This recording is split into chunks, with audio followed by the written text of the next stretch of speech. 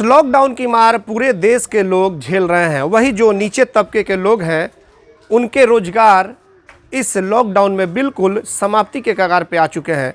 और अब हम पहुंचे हुए सिवान के एक ऐसे मोहल्ले में जो कि शादी विवाह के मौके पर बैंड बजा करके अपने घरों का भरण पोषण किया करते थे, लेकिन आज इस लॉकडाउन में उनकी स्थिति ऐसी हो गई है कि वो आज भूखमरी के कगार पे होते हुए बिल्कुल बेरोजगार हो गए हैं।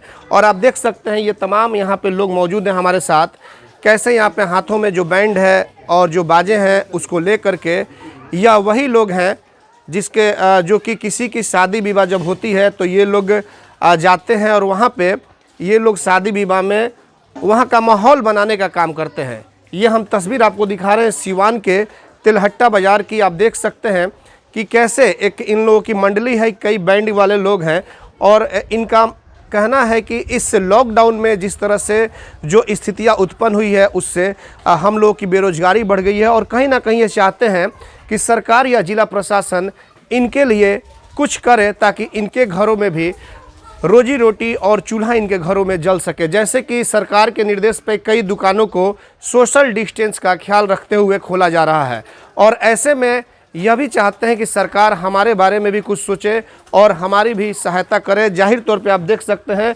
बिल्कुल मध्यम वर्ग का इनका पूरा परिवार है, जो यहाँ पे महिलाएं हैं, ये इनके परिवार के लोग हैं, कई लोग हैं जो कि एक मिला करके इनकी मंडली चलती है।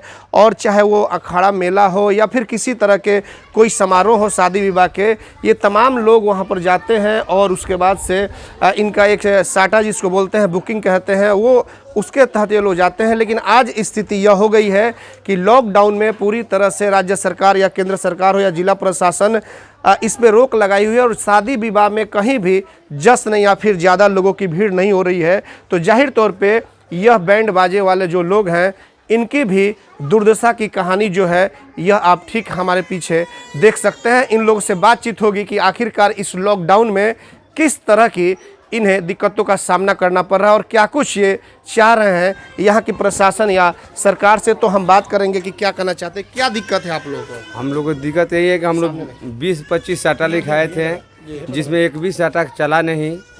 उसके बाद हमको लेबर को हर्जाना कहाँ से देना पड़ेगा। कितने लोगों की टीम है? 20 आदमी की टीम है और 20 लेबर है और 20 लेबर को हम लोग कहाँ से देंगे पैसा। तो लगभग 2 महीने लॉकडाउन के हो गए। लॉकडाउन आप लोग का चल रहा है? एक भी साटा नहीं चला, सब साटा कैंसिल हो गया। अच्छा, अब आगे चलने के बाद अब और परिस्थिति खराब हो रहा है। तो क्या चाहते हैं हम लोग चाहते हैं कि नीतीश जी हम लोग के लिए कुछ करे, और क्या करेंगे। आप अपना नाम बता दीजिए। जमालुद्दीन। कौन से बैंड के हैं? सुपर ताज बैंड। देखिए सुपर ताज बैंड के हैं जमालुद्दीन। इनका कहना है कि 2 महीने से हम लोग बैठे हुए हैं और जो भी इनके बुकिंग हुए थे शादी विवाह में वो तमाम वो बुकिंग जो भी थी वो कैंसिल हो गई। जाहिर तौर पे जिस तरह से कोरोना जैसी महामारी से पूरा देश झेल रहा है, वैसे में इन लोगों ने भी सरकार को मदद करने का काम किया है सोशल डिस्टेंस बनाते हुए। और जिस तरह से जो नियमें थी लॉकडाउन को नहीं तोड़ना है, बिल्कुल उस नियमों का इन्होंने बखूबी अच्छे तरीके से पालन किया है। लेकिन आज जिस तरह से जो स्थितियां इनकी हुई है, जाहिर तौर पे अब सरकार को इनके बारे में सोचना होगा, क्योंकि इन्हीं लोग अपने ही कमाई से बैंड बाजा बजा करके किसी दूसरे के घर जा करके वहाँ माहौल बनाते थे, जश्न का माहौल वहाँ पे समा बांधने का काम करते थे। और आज इन्हीं के घरों में अंधेरा छाया हुआ है। कुछ और लोग यहाँ पे बैंड वाले हैं। आप बताइए कि क्या 2 महीने से जो लॉकडाउन है किस तरह से घरों पे अपना यहाँ पे रोजी रोटी आप लोग की चल रही है? हम लोग को कोई रोजी रोटी नहीं चल रहा है जी। न कोई साधन है, न हम लोग को ना राशन पता ही है, ना हम लोगों को आधार का राशन कार्ड बना है, कुछ भी नहीं है। हम लोग क्या करें, हम लोग तो अपना बाल बच्चा लेकर खींचते रहे। कितना कमा लेते थे आप हर साल? लॉकडाउन नहीं था, लगन में कितना कमाई आपकी होता थी? कमाई होता था, मान लीजिए कि साल में 1 लाख रुपया कमा लिए, उसमें सब कारीगर है, पर बाल बच्चा को अपना खाने जीने लिए अपना हम साल भर में खाने के लिए बस। तो इस बार अब क्या हुआ है? इस बार तो अब कुछ भी नहीं हुआ। हम लोग का सब साटा कैंसिल हो गया, हम लोग तो भूखे मर रहा है। क्या करें, 2 महीना से हम लोग बैठे हुए हैं, कोई रोजी रोटी नहीं और कोई भी काम भी नहीं जानते हैं कि हम कोई और अलग काम करें। आना पैसा है कि हम लोग को कोई दुकानदारी करें, क्या करें। तो घर पे आपकी कैसे चूल्हे कैसे जलते होंगे? घर पे खाना ऊपर वाला अब क्या करें, हम लोग 2-2 दिन हो जा रहा है खाने के लिए, 3-3 दिन हो जा रहा है। तो कर्जा किसी से 200 रुपया कोई दे रहा है, कोई नहीं दे रहा है, क्या करें। क्या चाहते हैं आप प्रशासन से? प्रशासन चाहते हैं कि हम लोग को प्रशासन कुछ करे, नीतीश कुमार कुछ हम लोग के लिए कुछ भी सोचे कि हम लोग के धर्म कर्म कैसे चलेगा, कैसे हम लोग खाएंगे। आप अपना नाम बताइए। अब्दुल हमीद, झुमका बैंड। आपने देखा ये अब्दुल हमीद हैं, झुमका बैंड। जाहिर तौर पे जिस तरह से जो इनके अंदर की बात है उन्होंने सामने रखने का काम किया है। जाहिर तौर पे जो मिडिल क्लास के या जो निचले तबके के लोग हैं, इस लॉकडाउन में उन्हें काफ़ी दिक्कतों का सामना करना पड़ रहा है। उनके जो रोज़गार हैं वो समाप्त हो चुके हैं और 2 महीने का एक लंबा समय है और ये बेचारे कहीं ना कहीं जब अगर लगन का मौसम हुआ करता था तो उसमें ये लोग जाते थे, वहाँ बैंड बजाते थे और तब जा कर के इन लोगों के घरों का जीवन बसर चलता था। इनके घरों की कुछ बुजुर्ग महिलाएं हैं, इनसे बात करेंगे। आप बताइए कि क्या लॉकडाउन में कितनी परेशानी है आप लोगों को, किस तरह की बहुत परेशानी? परेशान बा हमारे लड़का लोग परेशान बा लो। जब सटे पता ही ना चलो तो हमनी के भूखे मरतन सब का करी सो, केकरा से कहीं सो हमनी कौन चीज बा ये न बा कम बजाई लो तो खाएम सो, नहीं खेलो बजाओ ते बरा आपत बा ईद मुबारक हो हमनी के कुछ नहीं के, कुछ नहीं के हमनी के 30 रोजा कह के हमनी के एगो बस्तर नहीं के तो का कहम सो। हमारे लड़के लोग बटल बोलो तो हमनी का कर ये कहतन सो तो हमनियो कुछ सहारा दे नीतीश कुमार को, हमनियो के जी सो। ईद इस बार कैसा रहेगा? ईद कहाँ कुछ भइल हमनी के ये तो बच्चे बच्चे के कपड़ा नहीं के ईद तो अपन जेंगा खोलत लो अल्लाह जानता रहो, ऊपर वाला जानता के खोलत लो, कौन खुशी में खोलत लो। ये बात बा का करी सब लड़का लोग सोसाइटी देखते बड़ा गई बजे भी के तरह भइल तो हम का ना लायक में बन वही खातिर हमनी के कुछ सहारा दे से लोग सहारा देश के लोग अपन आदमी से सहारा आप चाहते हैं नीतीश सरकार से? हाँ ना हमनी के देश कुछ सहारा कि हाँ भाई चल इतना कैसे अपन हैंगे जियो लो खा लो तले, दौर दुकान नहीं खेते ऐसे अपन जियो लो खा लो तले। ये हम चाहते नहीं कि लड़का लोग देश के हाँ भाई जियो लोग खा लो तो इतना सहारा बा यार। तुम बताओ क्या दिक्कत है? आओ यहाँ, तुम बताओ तो क्या दिक्कत है? ये तो हमनी के नाते नहीं है। तो आपने देखा कि यही आलम है, जो बुजुर्ग महिला हैं उनके आंखों में आंसू आ गए बातों को कहते कहते।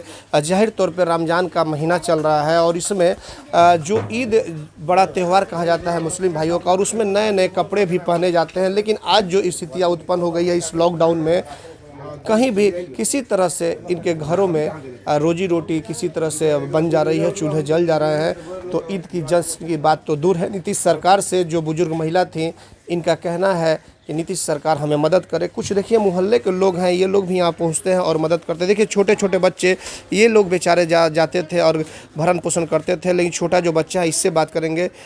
कैसे क्या दिक्कत हो रहा है बाबू? हम लोग खाना पीने के लिए दिक्कत हो रहा है। अच्छा, क्या मतलब खाना टाइम से नहीं मिल रहा है, देह में नहीं लग रहा है खाना, क्या करें लोग। तो ईद का मौसम है, ईद बनेगा? नहीं मन पड़ सकता है, पैसा आएगा तब न बनेगा। पैसा नहीं है? नहीं। क्यों नहीं है पैसा? अब्बू कमाएंगे तब न, सब तो साटा फेल हो गया। अच्छा, वही बात है। क्यों फेल हो गया? यही लॉकडाउन से। अच्छा। तो अपने नीतीश अंकल से क्या चाहोगे आप? नीतीश अंकल हम लोग को बच्चे लोग मदद करेंगे तो ठीक रहेगा। और आप पढ़ाई भी करते हैं? हाँ। और फिर उसके बाद बैंड भी बजाते हैं? हम बैंड बजाते हैं, कोई भी आदमी नहीं रहता है मुसीबत में, पापा का साथ देते हैं? पापा साथ देते हैं। अपना बता दो अपना। निजामुद्दीन। देखिए निजामुद्दीन है, छोटा बच्चा है, जाहिर तौर पे अपने पिता का साथ देता है। गरीबी में जिस तरह से इसके पिता बैंड बजा करके अपने परिवार को चलाया करते हैं और इसी तरह से छोटा बच्चा है, पढ़ाई के साथ साथ बैंड बजाता है। लेकिन आज जिस तरह से जो परिस्थितियाँ हुई है, कुछ ऐसी चीज़ें सामने आ रही है कि उसे देख करके रोंगटे खड़े हो जाते हैं।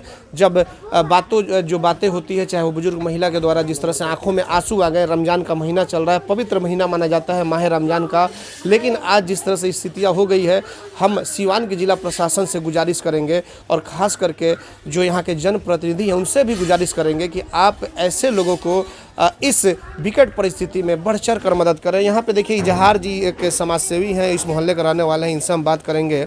और ये लोग लगातार लगे हुए हैं कि इस तरह के जो लोग हैं उन्हें चिन्हित करें और उन तक ज़रूरतमंद सामान भी पहुँचाए। क्या लग रहा है जिस तरह से बैंड वालों की आज जो स्थिति हुई है आपके सामने, और कैसे आखिर इनका गुजर बसर चल रहा है? इन लोगों का हालात तो बहुत नाजुक चल रहा है और हम लोग बहुत प्रयास कर रहे हैं कि इन लोगों को कोई काम भी मिले। और 1 महीना पहले वार्ड नंबर ये 32 है, यहाँ का वार्ड कमिश्नर का कागज़ पत्र भी दिलाया, लेकिन उसने कोई अनाज कोई व्यवस्था ही नहीं किया। कम से कम वार्ड कमिश्नर कुछ व्यवस्था करे, अनाज दे के इन लोगों का कम से कम काम चले।